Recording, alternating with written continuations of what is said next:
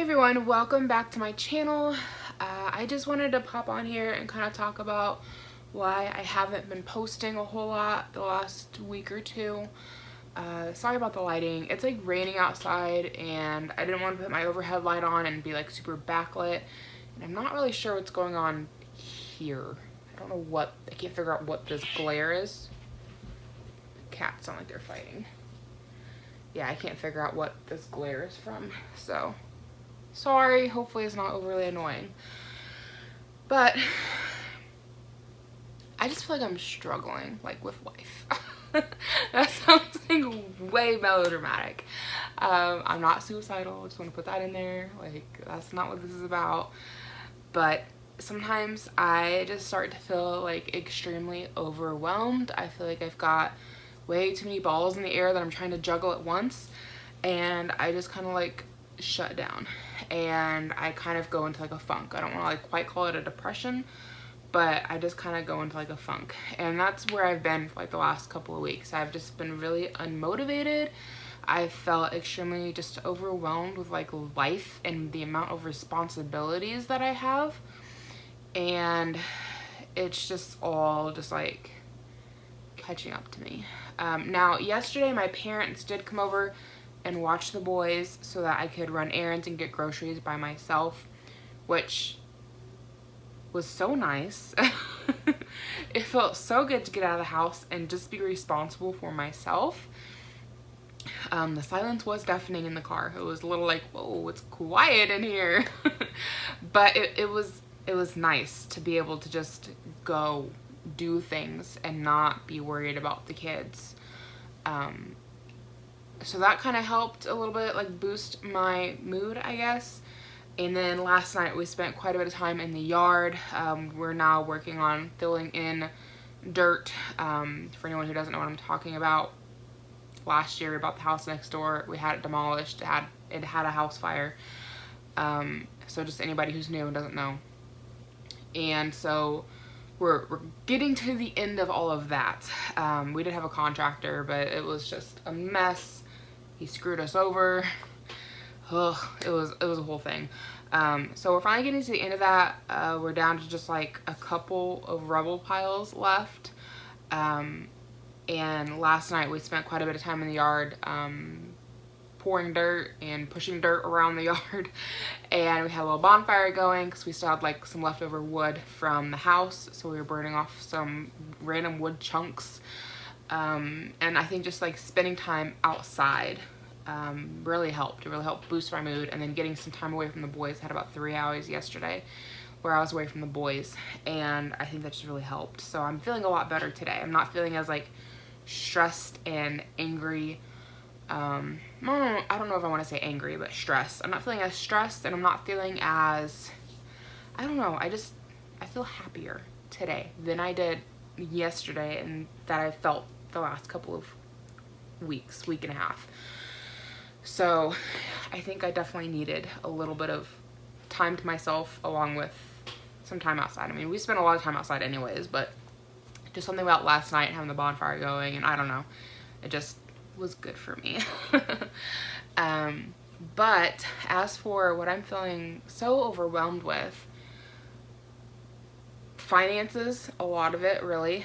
And I knew we were gonna feel pretty broke after taking on another car payment.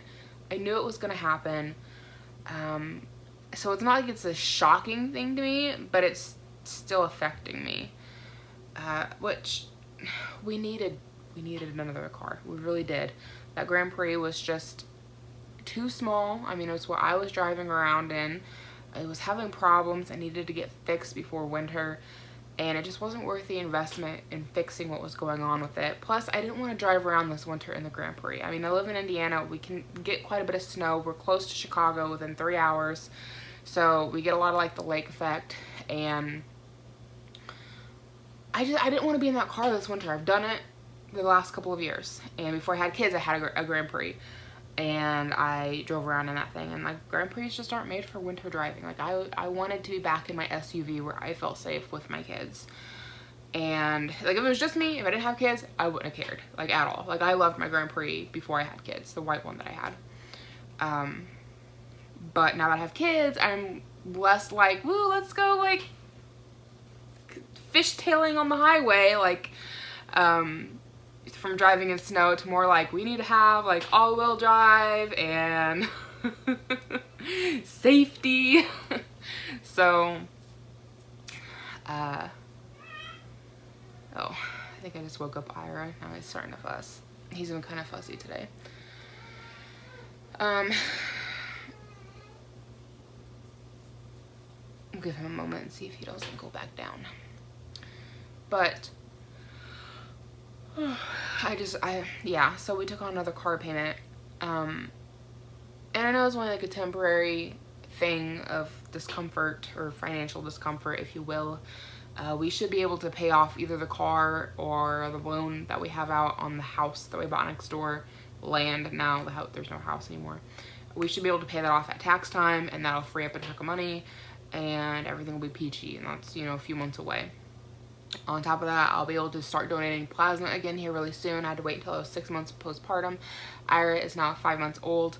Kind of thinking about just going in there and being like, yeah, he's 6 months. I mean, he's already in like 9 to 12 month clothes, so like, who's gonna tell me I'm wrong, you know? He was born April 10th.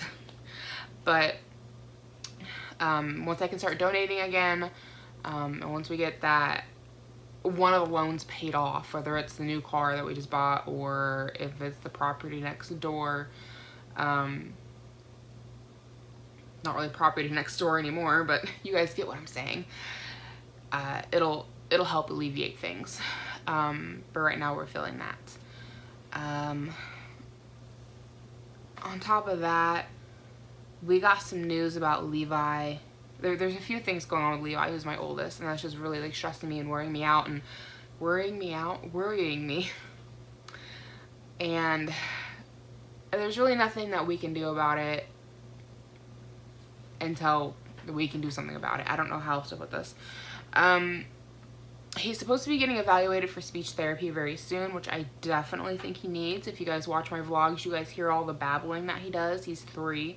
He should be starting to use sentences, and he's not really. Occasionally he'll try to put a sentence together, but not often, and there's a lot of gibber and jabber. And you know, if you slow him down and get him to do like one word at a time, like, he can definitely tell you a lot of words, and he'll repeat words. But then when it comes to him just free thinking, free talking, and putting sentences together, it's a lot of gibberish. Like, his brain and his mouth are like not connecting.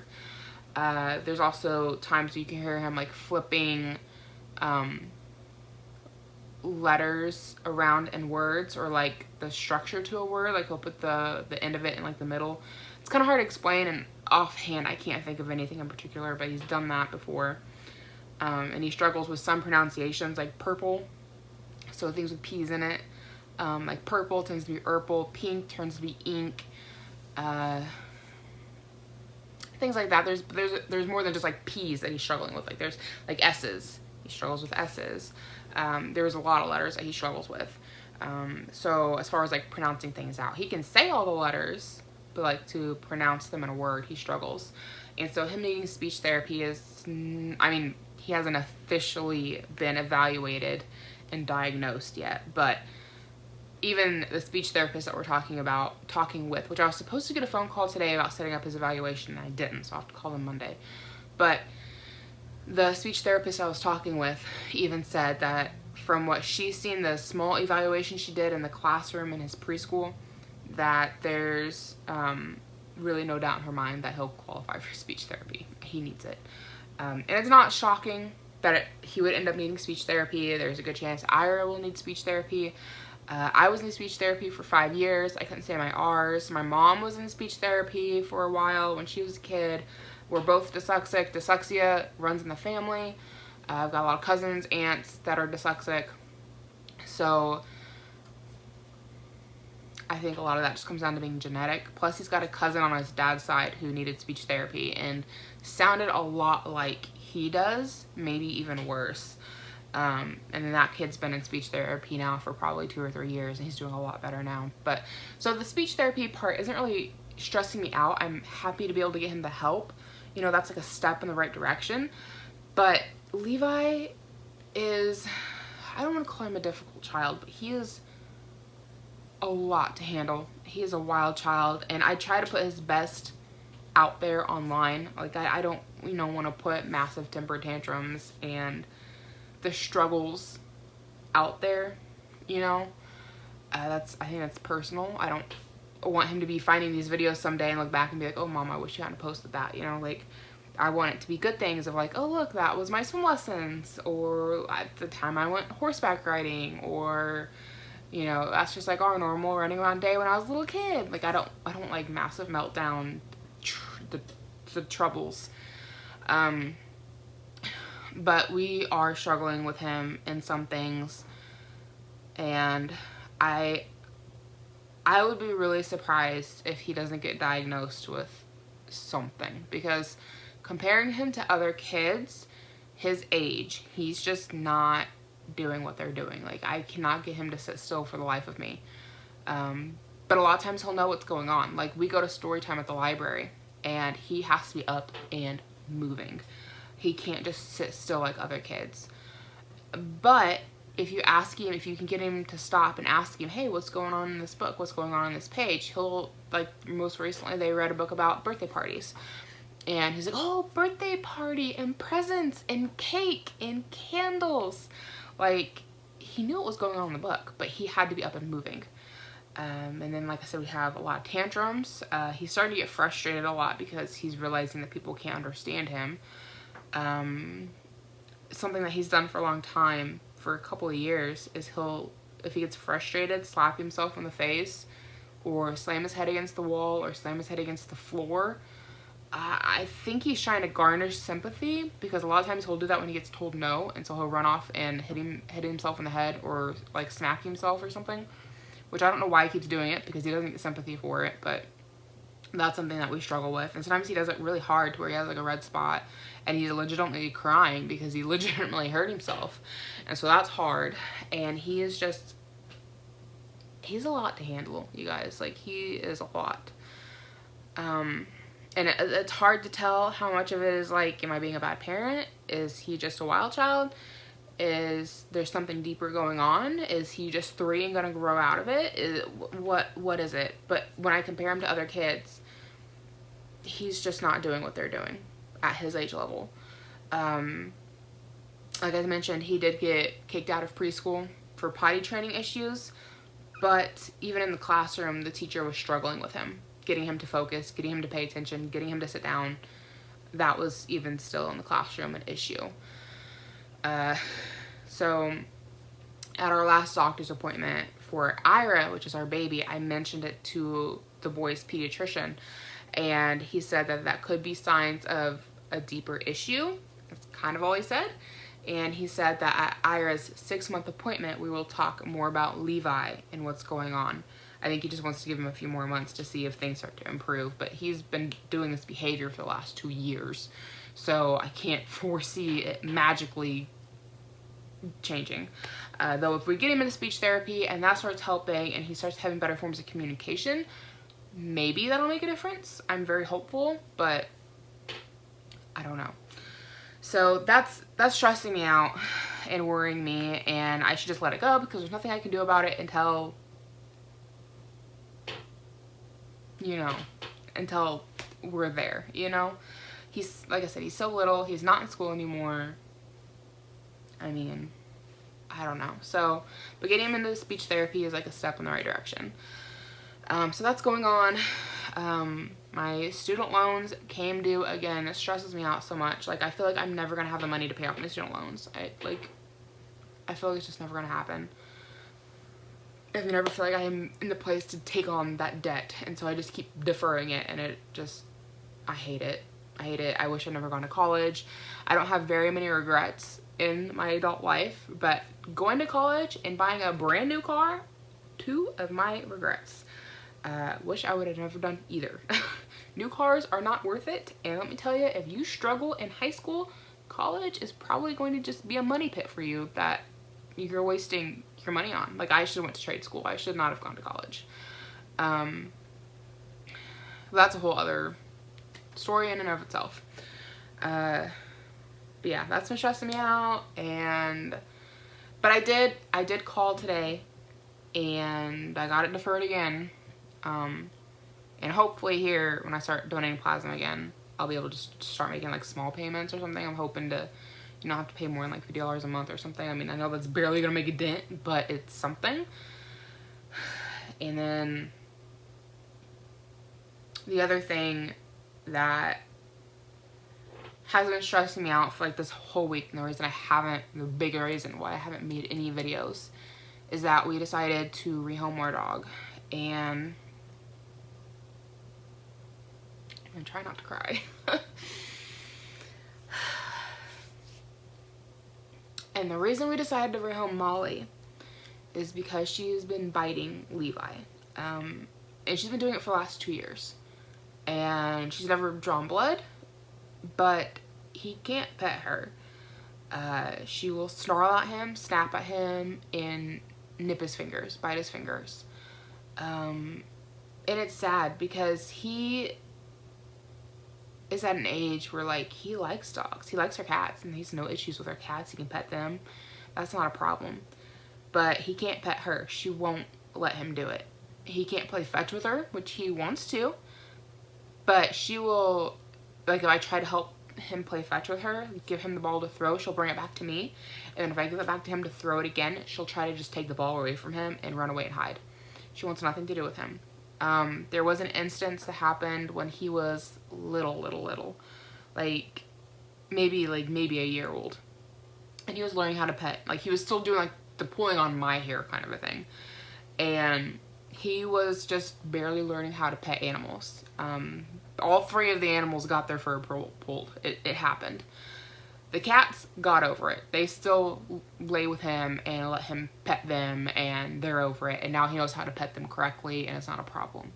Molly never got over it. He got a hold of her tail one time, and she's got this like super fluffy, poofy tail. And her tail, the fur, was just like wrapped around his fingers. And I think both of them just got into much more than they were anticipating. Because I had to come and untangle his hand from her fur because he couldn't get his hand out of her fur because it was just, and I swear he didn't get a hold of her for more than a few seconds, but just grabbing her fur, and he probably had sticky stuff on his fingers or something, I don't know, but it was just like a furry, tangled mess of child hand and doggy fur, and getting him, I get half his fingers unclenched, and then I don't think he was intentionally trying to grab her tail back, but he would like close his hand, but still have fur stuck in his fingers, so then it would still pull her fur. It was a whole thing. And after that, she was done, wanted nothing to do with him, didn't want him coming anywhere near her, never forgave him, never got over it. Which, if we're being honest, she was never happy that we had him. We had Molly before we ever had Levi. And she was my baby. Like, I took her everywhere with me. But when I brought Levi home, there was always this jealousy that she had towards him. She never really accepted him coming into the house. She was never happy about it. She's oddly enough done better with Ira. She'll lay with him. She'll sniff him every now and then. But there's no telling how she's going to be when Ira gets bigger and starts pulling hair or learning how to pet an animal. Like, is she going to get worse? Is she going to get better? Is she going to tolerate this one but not Levi? I don't know. And like I said, we've been working with her for the last 2 years on this. And like I said, now Levi is 3 and he doesn't pull fur anymore. He pets nicely. He wants to play fetch with her. He wants to play tug of war with her. And she wants nothing to do with him. And she won't even tolerate him being on the couch with her. Like, she always wants to be with me. She always wants to like sit on the couch with me. But if he comes to sit on the couch with me, like, not even touching her, she'll be like on the back of the couch, like behind me, and he'll come to sit on the couch with me, and she'll start growling at him. And if he tries to pet her, she'll snap at him, and she has bit his fingers a few times. And last week, she bit my cousin's daughter, who's about the same age as Levi. She went to pet Molly, and Molly bit her. And this is something that's been going on for 2 years. We have tried to work with her. We have talked about rehoming her. We've done all that we can do short of dog training, and affording dog training is just like not something we can afford. Like, I don't even know where you would find a specialist to begin with to work with one-on-one don't bite babies thing. So after this last incident where she bit my cousin's daughter, we finally talked about it and decided, you know, it was time to find her a new home, because one, Molly wants all the attention. Like, she wants to be a lap dog, all in somebody's lap all the time, wants all of the attention. And we can't give that to her anymore. Before we had the boys, she got all of our attention and she loved it, and that's just what she wanted. We can't do that now with kids. I mean, there's a lot of running, screaming, roughhousing. The boys need attention all the time because they're 3 and 5 months old. And so we couldn't just be completely devoted to the dog. That's just not realistic with our lifestyle at this point. And that's really sad that she couldn't adjust with us. And so she wasn't getting the attention that she wanted or needed. At least not in the form that she wanted it. And then she's, you know, biting the kids, for one. And then for two, I feel like we are robbing the boys of the opportunity to have a dog to grow up with that they can play with. I mean, I had a dog when I was 5, and I loved that dog. I called him my brother. I didn't have any kids. I didn't have any siblings. And we had him for 18 years, and he was my little buddy, and I told him all my secrets. I played with him all the time. I can remember, like, roughhousing around with him and, like, you know, playing fetch and tug of war and going for walks, and he was my company. And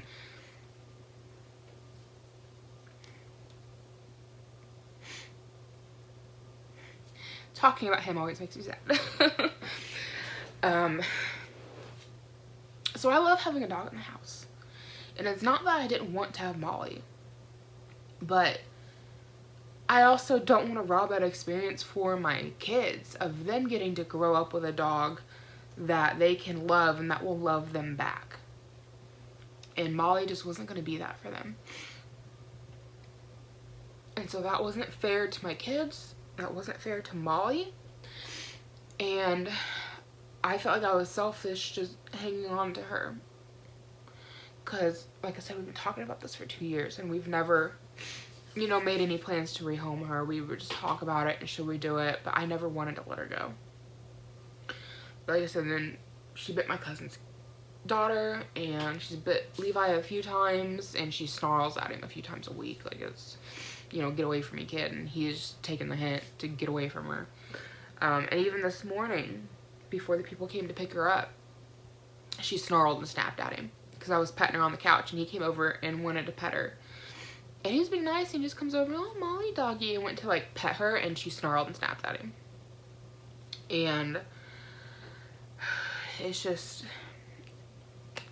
better off. And so I asked my aunt if she would be interested in Molly because she's an older woman, she's single, and I know she just had a couple of cats. Her dog had passed away, probably six months ago maybe, and I didn't know if she would be interested in taking Molly in. She said that she wasn't. As it turns out, she'd already taken in a dog, and I didn't know anything about it, but her neighbors was an older couple. They're probably in their 50s or 60s, and they had been looking for a dog. They had a dog for several years. It passed away 2 years ago from old age, and they've been looking probably, I think, for like the last year for a dog, and just the right fit never came along. And when she told me about them, they just sounded perfect for Molly because there's no little kids around. Their children are all adults and older and living off in different places. They have no other pets. They have a large yard out in the country. It's just the two of them, and they're home all the time. And they wanted like a small dog that they could just love and devote their time to. And that's what Molly wants. She wants to be somebody's whole world. And it just sounded like a perfect fit. So they came over and met her this morning. She took right to them, really liked them. They were loving on her. She was wallowing all over them, all over their laps. And I mean, they came highly recommended from both of my aunts. Technically, the aunt that I talked to is actually my biological aunt's mother-in-law. but I always grew up with her around, so she kind of feels like another aunt to me. So I just call her my aunt. But anyways, both my actual aunt and my aunt's mother-in-law, they all live out in the same neighborhood as these folks. It's like this tiny, they call it a town, but it's out in the middle of nowhere, and there's like 3 streets total. Like, it's like a tiny little pocket neighborhood where everybody has like, I think, an acre of land maybe, and it's just like this tiny little community. So they know each other very well, and they've lived next door to each other for years and years and years. And so I trust their opinion, both of my aunts. I trust what they have to say about these neighbors, because literally Molly's new home, my aunt's mother-in-law, like, they're just all right there with each other. And so it sounds like, with how quickly my aunt got back with me, it sounds like she was like sitting out in the yard with Darlene, the lady who took Molly. And it sounds like they just immediately jumped on her, because my aunt was like, well, no, I'm not looking for a dog right now, but my neighbors, they are interested. So it's sad, and it's sad for me, and it's not been an easy day, and it's not been an easy week, and I've just been trying to, like, you know, enjoy her for like this last week. But I think overall this will be better in the long run. I was honestly surprised that Levi cried, and my husband made a good point and was like, well, Levi likes her. It's her that doesn't like him, which is true. I mean, he always wants to pet her and play with her, and she just wants nothing to do with him. But I was surprised that he cried, and I had to hold him and snuggle him and be like, well, you know, we had to find her a new home because she bites your fingers. And he was like, yeah, you bites fingers, gives boo-boos. So after that, he seemed to kind of be over it. He bounced back quick. I'm still in my feels over it, but I think long term it's for the best. We'll be out there in a couple weeks for my cousin's daughter's birthday, and so it's getting so dark in here, you guys. Hopefully I'm not too backlit, but I just realized you could probably hardly see me. So we'll see her then, and they said that they send me text messages and they give me an update on how she's doing. But that was hard to rehome her, because when we picked her up as a puppy, like, I never had the intent or the idea that we would ever rehome her. And like I said, this is a decision we've been back and forth on for like the last 2 years. And it's not easy rehoming a pet. I mean, they really are like your family, but at the end of the day, I've got to do what's right for my kid. And having a dog in the house that is nipping my child is not good for my son. And knowing that I've got a 5-month-old baby who, you know, within the next 5 to 6 months will have to learn how to pet an animal and not pull fur, and so we'll be doing it all over again. And like, that's just, it's not fair to my kids. It's not fair to the dog, who clearly doesn't want anything to do with children. And it just is what it is. So like I mentioned a moment ago, I just want to like clarify something. I did say that I feel like I'm robbing my kids of the experience of growing up with a dog in the house that they can love and that will love them, they can play with. So yeah, we will definitely be getting another dog at some point. We have no plans to get another dog anytime soon. I think we want to wait until Ira, our baby, is older and past the full fur pulling and having to learn how to pet an animal stage. It is getting so windy outside. Can you guys even hear that? It's like super windy. So it'll be a while. Like, it's not gonna be like a, you know, 3 months down the road thing. I mean, never say never, but that's not the plan as is today or right now. We're planning on waiting. I mean, if something drastic happened and we just happen to have a wonderful dog just magically fall into our lap that is amazing with children and is okay with rolling with, you know, the learning curve that comes with babies, learning how to pet an animal and pulling hair, like that, you know, that would be a different story. But I don't foresee that happening. So yeah, we have no intentions of getting another dog for a couple of years, which makes me sad. I like having a dog in the house. I don't know, there's something comforting about having a dog. I love having my cats, but there's just something comforting about having a dog in the house. But you know, as a parent, you make sacrifices for your child. Even if the sacrifice is hard for you, you still do it for your kids, you know? And that's one thing I'm learning as being a parent, is that you give up a lot for your kids. And it's hard. So that's why I haven't been posting anything. I've really just kind of been in a funk the last couple weeks. And then this past week, once we made the decision to rehome Molly and, you know, find her a home, and the realization that this was happening, that's been hard. So that's just what's been going on. So thank you for watching. Yeah, I guess I hope you guys enjoy your weekend.